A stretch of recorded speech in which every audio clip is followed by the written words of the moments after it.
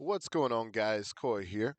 Today I'm going to be talking about just pretty much the whole experience that I've done throughout the past 2 days, which was DBOG's progression. And we found a way to actually do the progression in almost the time set of one day. I streamed my full prog with a lot of like intermission time and downtime to get my new Majin up to 502. Well, it was at like level 500. That's when I was like, okay, now is the time when I need to slow down, because there's this video is going to be about like pretty much the guide to advanced pretty much advanced progression and the end game in true before the actual like game actually gets its update. What do you need to do? How do you prog this fast? And what happens once you get to the end game? And what do you need to know? And this stuff is very important, so I hope you guys stick with me on this. I'm going to go to my level 502 Majin slot real quick, and then we're going to discuss pretty much the steps that I took to actually get to this point. So first things first, if you haven't seen like any of my guide videos, I do suggest that I always put them in the description down below. These guide videos are just going to show you like the pretty much the main part of the game, such as like progression at the beginning and stuff like that. And whenever it comes down to it, it does matter quite a bit when it comes down to either combat or understanding the fundamentals of the game, because this is not just something like a simulator. This is not easy. This does take a little bit of skill in order to actually be able to use and stuff like that. So, very important that you understand that. So, um, this is my Majin. I do have the Neko Majin form, by the way. Just kind of want to put that out there. I got it day one.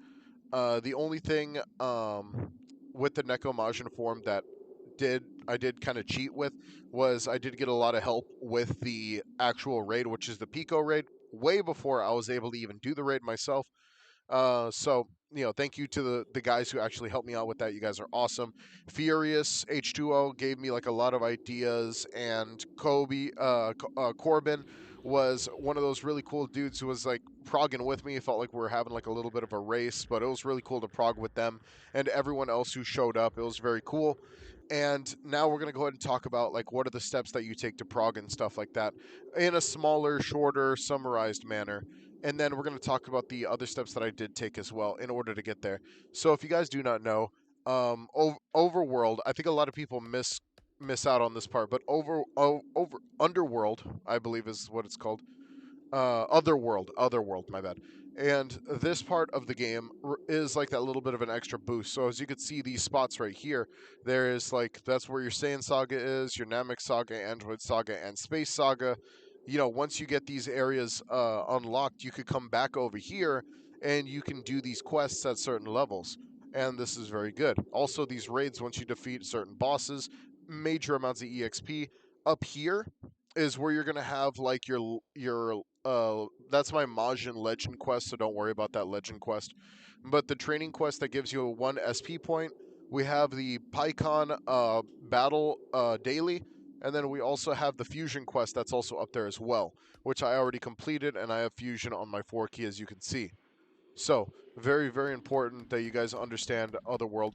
There is Kaioken. You only use that for like a speed boost to get around more often, which they did talk to me about, but that's not what we're here for.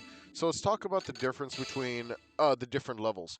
And you have to understand that there's these things called soft caps. A soft cap is whenever you don't meet those requirements for a certain amount of EXP, you have to like actually progress in the content in order to be able to move on in game, and that matters quite a bit. So once you actually get to level 100, you're never going to ever do any of these quests on Earth again. It used to be that way, but the thing is, you're going to progress in Namek and other places much faster if you would just like work on this. So when I did get to level 100, or when I was getting to level 100, there's one thing I did use as well, and that actually has to do with the not the hyperbolic time chamber, the gravity chamber. Now, things have changed since I've played the game, but now anyone can actually buy the gravity chamber. It just requires you to have that little bit of money. So first thing I did was I already own the Game Pass, but if I was a new player who did not own the Game Pass, I would just save up the Zenny to do this, and I would just get the gravity chamber, make sure I top off, and get to like 100, maybe a little further, because the gravity chamber will scale with you from now all the way to the end, which is pretty cool.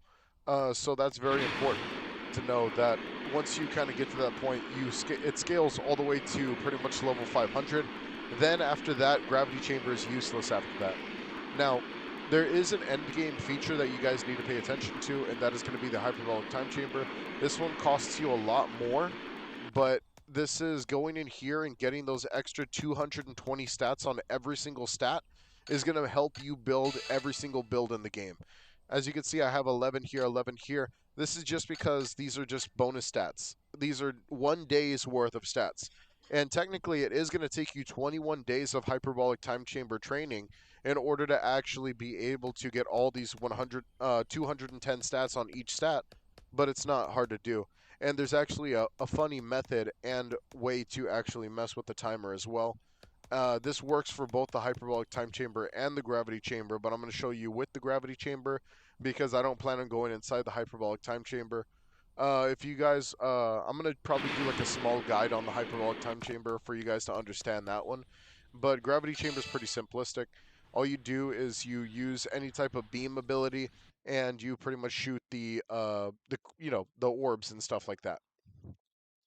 But I'm just gonna show you the faster way of doing it real quick, just because this is like a very important tidbit, and this is how they taught me how to do it. And that actually requires the one blast that's called a Grand Smasher that you get from Bojack. Grand Smasher you get from Bojack is actually the best move actually possible for using this. But first, we're going to talk about the timer real quick. As you see, the timer does go down, and the timer is very important because if you go to color change options, this works for the hyperbolic time chamber too. Go back, timer will go back up to the previous point before you died. So if you die or if you let the timer get too low, there's a high chance that it's just going to keep going down. But uh, you know, it'll just go back to that one specific spot. So very important.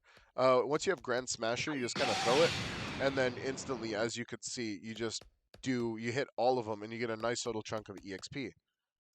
The only thing you need to worry about is getting hit by the lasers.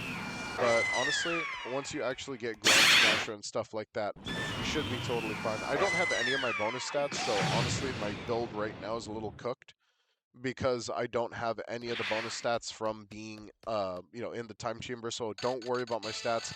I do have to change these stats the second I get the chance. So that's pretty much how you reset the timer for this. This is how you get from Earth to Namek day one.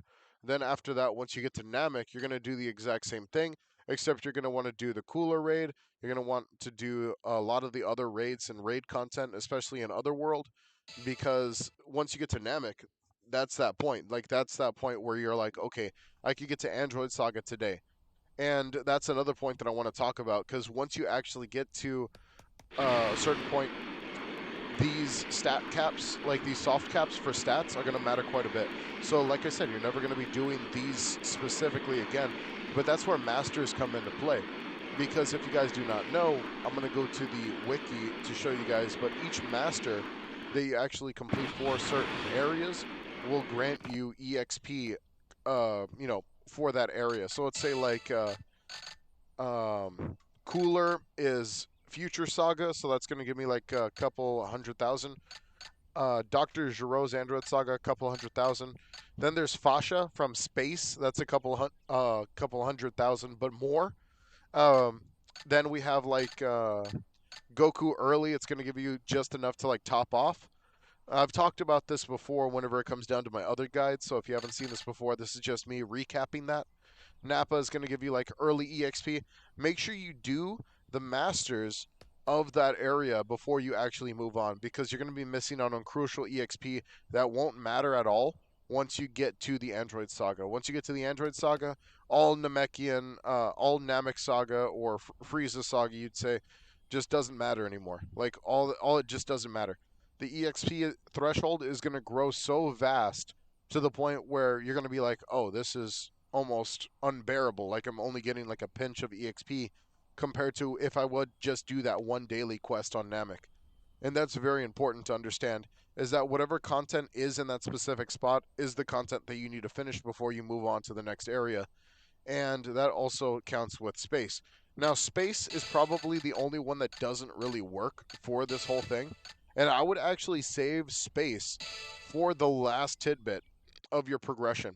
Because realistically speaking, once you get to 500, that threshold of EXP gets so vast because the soft cap is so large.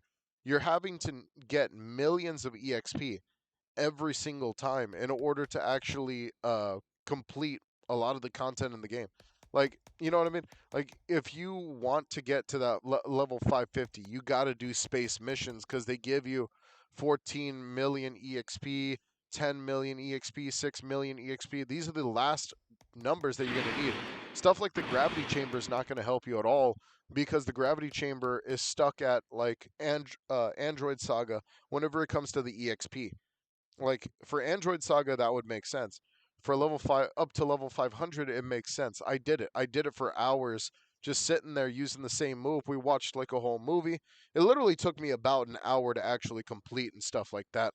And freaking after that, we pretty much moved on from there. And the Space Saga is pretty much the last saga that you're gonna do after you get to that 500 point. After that, the last thing we kind of worked on was just getting the appropriate skills. Now, the appropriate skills right now, I'm going to let you know now, a lot of information of old and of new don't make any sense right now because of the fact that obviously the game is like the game's being balanced, is being progressed and stuff like that. People mess with it quite a bit and, whenever it comes down to it, you're not, one move that always works is not going to work forever, and that's something you need to pay attention to. And I think that if it comes down to it, what's going to be considered meta is probably going to be the new Boost Saga moves or the moves that came from the Halloween event. So those are probably going to be the most meta as of this moment. There are some like honorable mentions, but honestly, the difference between the honorable mentions and the moves that are going to be releasing are completely different. Because if I were to take this, Android Saga kit, and I would take it to space, it still does me justice. Like, you know what I mean? I'm still going to be doing damage because damage mostly matters whenever it comes down to your hands and pretty much your key blasts in general. Early game, not as much, but late game, it matters only whenever it comes down to if you can even combo to begin with. So don't worry about not doing damage. Just make sure that whatever build you're making, you make it as selective as possible and try not to go hybrid. Me, I like to play goofy, so if I'm going hybrid, I'm going hybrid for fun.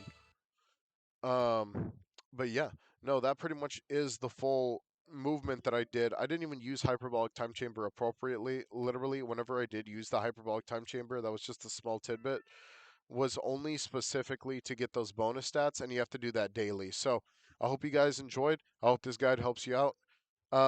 Yeah, honestly, if you guys need any tips or anything like that, just let me know down below. Literally, we did this in 2 days. I have the streams to prove it. And I literally had like if I would have like actually stayed on, because keep in mind, first stream I did was like 10 hours. Technically, I did it in a day because first stream was 10 hours, second stream was 6. Look, we're five freaking two. Like we're freaking 502. So it's like, I think I did it in literally a day. If I would have did the stream in the morning, we probably would have did it in a day. Honestly, I was just tired. All right, I'll see you guys later. Take it easy and peace.